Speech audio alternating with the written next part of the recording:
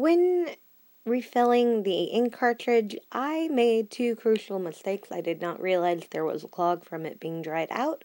Plus, I overfilled it because no ink was coming out after I had primed it. And I didn't realize that was because it was clogged.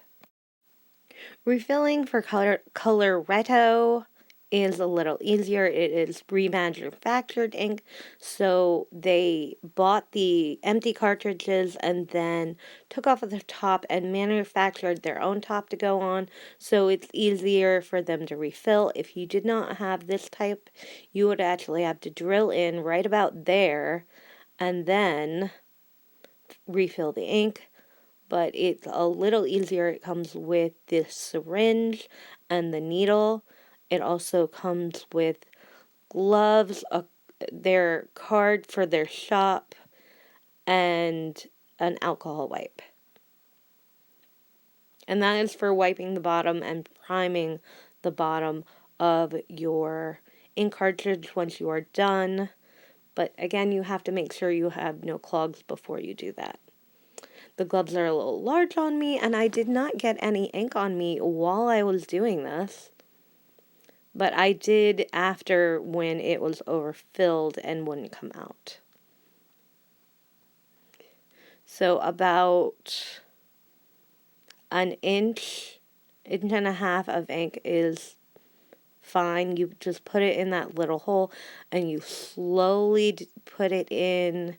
There is a sponge in there, and that ink is supposed to go into the sponge and absorb in, and that is how it works, how it goes on easily and evenly.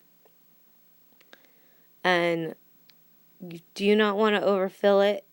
Nothing is coming out, and I actually did try to print something, but if there's a clog, nothing will print, and if you overfill it, either nothing will print or it will just pour ink out of it. Either way, you do not want either of those things happening. You're either wasting too much ink or you're just going to get it all over yourself. And now I'm just going to put the sticker back on. You always want to put the sticker back on. You do not want to mess with the little computer portion on the end, because that will wreck it and it will never be able to print again because your computer has to read that. Now I'm using an alcohol wipe to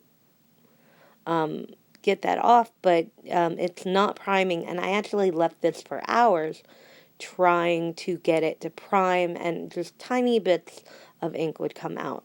So I did something weird and crazy. I decided to sanitize it, and then I sucked the ink clog out.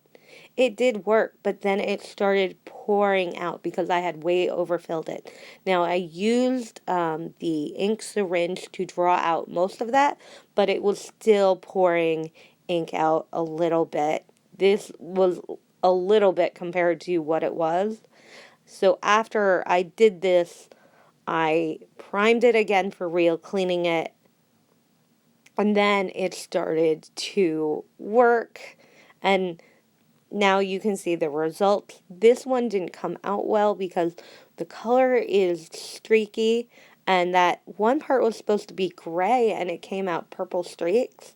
So I colored that in, and all the other ones are coming out very streaky as well, just on the color.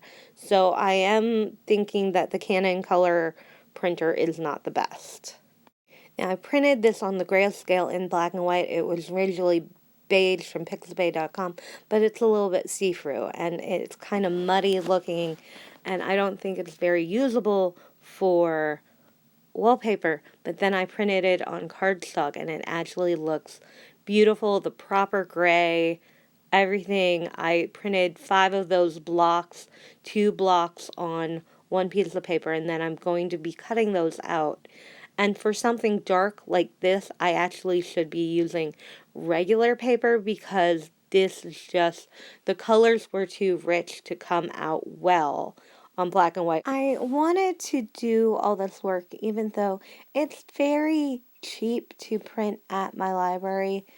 It it's only like 10 cents for black and white and 35 cents for color, but the colors come out really dark, and during the pandemic I thought it would be better to be able to do all the work myself.